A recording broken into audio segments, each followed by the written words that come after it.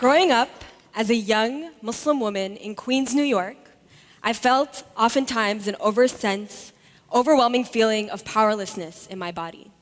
I remember every morning standing in front of a mirror, eyebrows scrunched deep into my tiny face, and pulling up skin-tight blue jeans past thighs I have yet to learn to appreciate.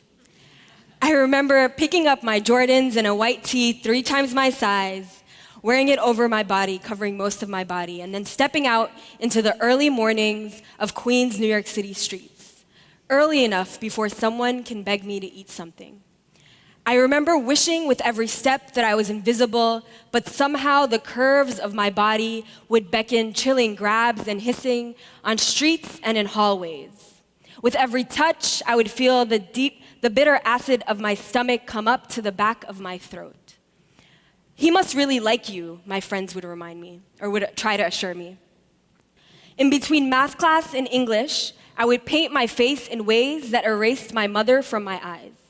But it was the only way at that point in my life I knew how to regain any semblance of confidence. You see, I was 12 years old, growing up in a post-9/11 New York City, and my identity was complex as hell. I was Egyptian, Muslim, a woman of color, urban-tongued, trying to contain foreign in small doses, small enough to make me still palatable. But somehow, home always sent me away with pita bread falafel sandwiches. Even when I threw them out at the door, the smell of home always still lingered. At that point in my life, I was trying to master the art of shrinking my body, my voice, my heritage, myself. I am 15 years old, standing in front of a long mirror, wrapping beautiful bright silk around my head, the way my mother does, the way my grandmother did. With each wrap, it is beauty, culture, tradition, weight only we are strong enough to bear. And I would every morning slip my mentor's copy of Malcolm X's autobiography into my backpack and make my way into New York City streets. At that particular time, I was on my way to volunteer at a domestic violence organization that was started by a woman in my neighborhood. And I know that I was only 15, but at that time, I already had such a keen awareness of the violence that was facing women in my neighborhood. Female genital mutilation, sexual abuse, domestic violence, assault. And with every step that I took, I could feel the eyes of people glaze over my hijab. But at that moment, I was a rebel teen, so my difference was a defiance. But then it happened.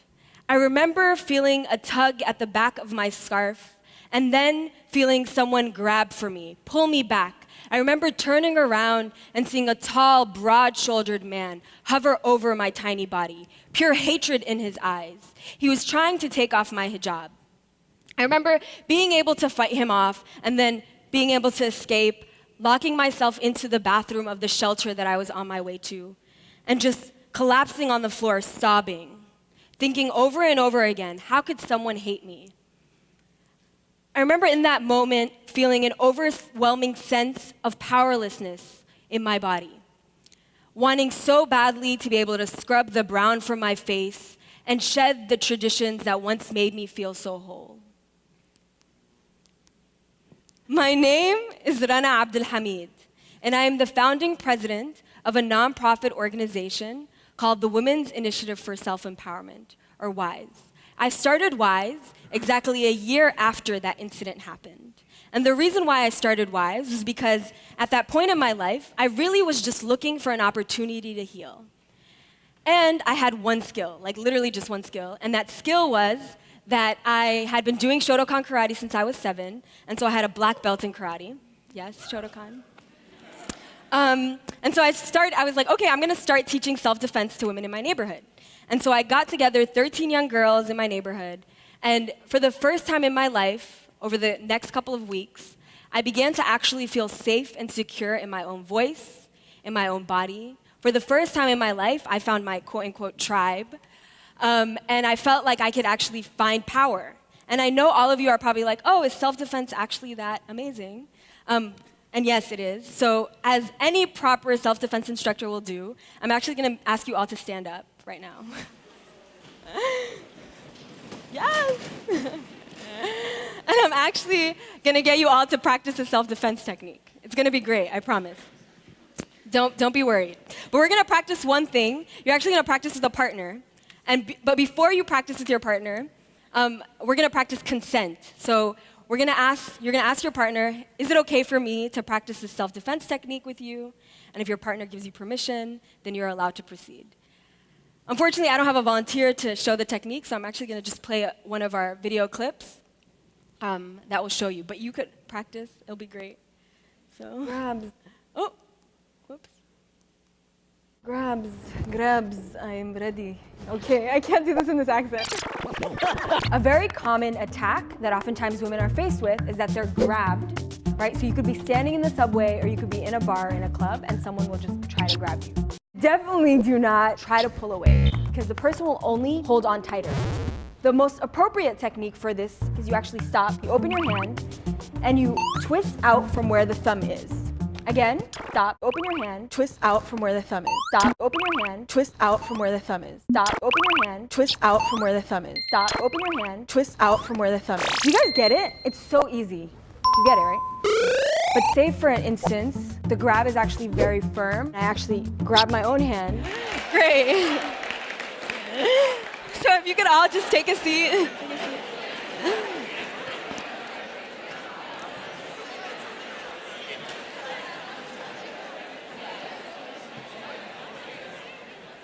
That was probably the first time CFA has witnessed a mass self-defense class. But you see what I mean, right? There's something about self-defense that allows you to feel like you could be in control of your body, to feel like you can de-escalate a situation if something were to happen. And so that's exactly what we've been doing at WISE. WISE is a global movement, it's a global grassroots movement, and we have been traveling across the world teaching self-defense and doing various empowerment trainings for women across the globe. And even though we just started with self-defense, we actually do additional trainings today because we don't believe just in these Band-Aid solutions. We don't believe that it should be inherent for women to need to learn self-defense. So we also train women in social entrepreneurship training, financial literacy, we build their financial capacity, and we also do organizing training because we want to give women the tools they need to actually create systemic change, to change the structures that allow for this dehumanization and this violence to be possible to begin with.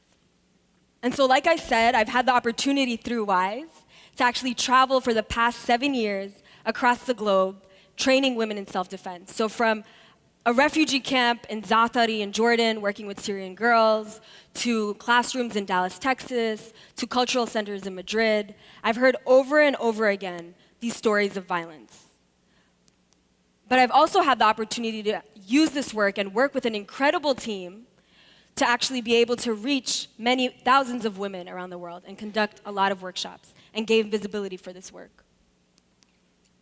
But you know, there's not much that I need to tell you about this violence. I mean, I could guarantee that every single woman in this room knows what I'm talking about. You know that moment when you're coming home late at night after a long day and you hear footsteps walking behind you and you're wondering, is someone following me? Should I walk faster? Will he realize? Should I grab my keys in my hands? You know those words that you sent to your friends? Text me when you get home. And you mean it because you really want to make sure that they're safe. You wonder if people will believe you if you tell them certain stories. In meetings, you're wondering if you're talking too much or too little. It permeates almost every single aspect of our lives, socially, academically, professionally. This violence is so, so real. But the unfortunate reality is that this violence and this powerlessness is not a part of our history as women. It's just not. I mean, if you think about the civil rights movement in the United States, it was a black woman organizer who actually allowed and sparked the Montgomery bus boycotts. That was Rosa Parks, right? Do you guys remember that? Yes? It was a woman, right? It was Dolores Huerta who sparked the farm workers movement, right? She inspired 17 million people to actually boycott unjust farm working practices. It was Sylvia Rivera, a trans woman, who sparked the Stonewall riots and inspired the LGBTQ movement as we know it today. Asma Mahfouz, an Egyptian woman who sparked the Egyptian revolution.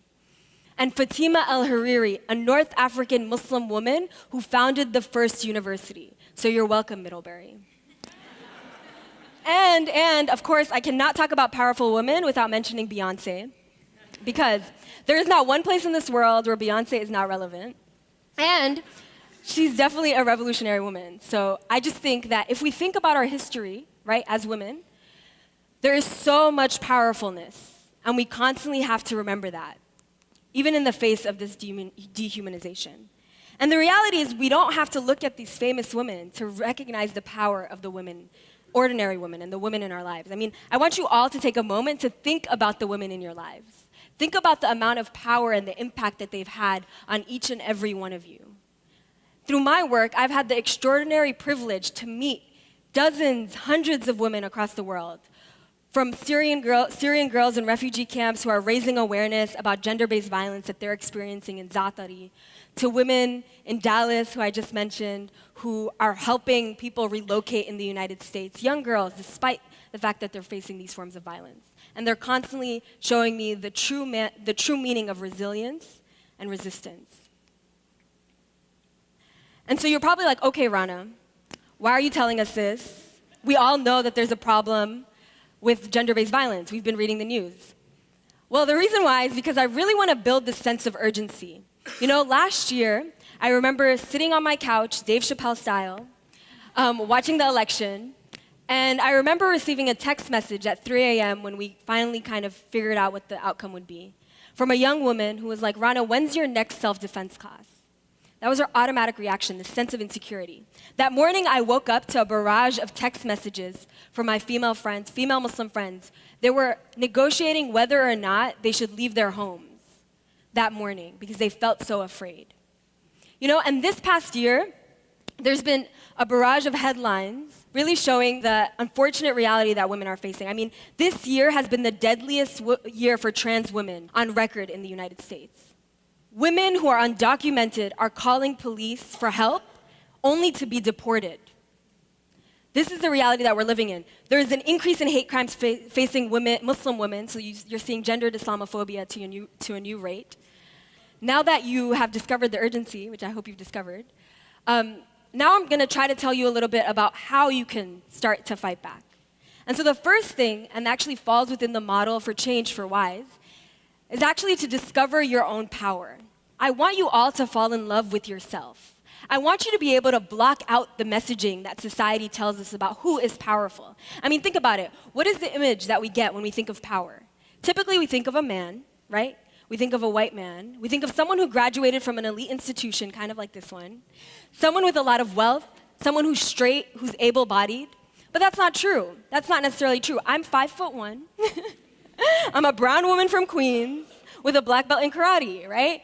And I feel powerful. And I want every single woman in the world to be able to feel that power in her own body. And you could do that in many ways. So the first way, obviously, I'm going to tell you, is you can take a self-defense class, because really it does reorient your expression and your relationship with your body.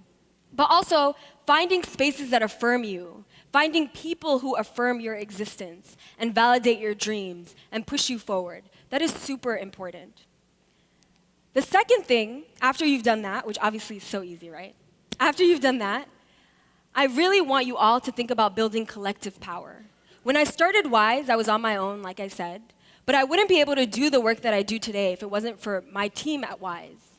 And it was because I was able to extend the power that I found within myself to other women around me, that we've been able to train women, to train other women, to train other women, to find their voices as well. And what's really important about building collective power is that we shouldn't even be teaching self-defense to begin with. I want y'all to help me never have to teach a self-defense class again. Because the reason why I teach self-defense is because there's so much racism and sexism and homophobia and transphobia and anti-blackness. I want us to stand with indigenous people. I want us to be able to uplift the voices of the most marginalized people in our societies so that these structures that really are contributing to this oppression can stop, right? But they won't stop unless we do something about it. And you're probably like, okay, this is a really cool idea, but I have a lot of readings, and I'm a student at Middlebury College, so ain't nobody got time. But Listen, it's so important. Like, all of you can do something. All of you can start somewhere. And it actually makes a difference. And the reason why, I'll show you right now how it makes a difference. I mean, think about this past week. Who was following the election? Yes? Right? I mean, we elected the first trans woman that the United States has ever had. That's amazing. We elected the first Muslim woman to city council in Cambridge, Massachusetts. We elected 2 Latina women, the first Asian woman in Pennsylvania, like all these outcomes. And it was because women finally understood that we deserve a seat. It is our right to fundamentally be safe, and it is our fundamental right to have power and access to policy spaces that will have impact on our lives. And then in addition to that, how many of you went to the Women's March? Can I see? Yes. All right. So the Women's March, right? 4 women, 4 million people across the world. The hashtag #MeToo campaign, 12 million impressions, right? We saw the Justice for Black Women March, hundreds of thousands of women in DC. We're seeing all these undocumented women really being able to protect their communities by creating sanctuary spaces. And so it is possible. You got this. You can do this. Because if you understand you got this, then we could all understand that we got this. And it's not unless each and every one of you joins this movement to create real change for women that we're going to be able to create a world where every single woman feels secure, safe, able to find her voice. Because again, it's our fundamental right to be able to feel safe in our bodies. And so I ask you and urge you today to join our movement to fight against these various forms of violence that face women in our world today. Thank you so much for your time.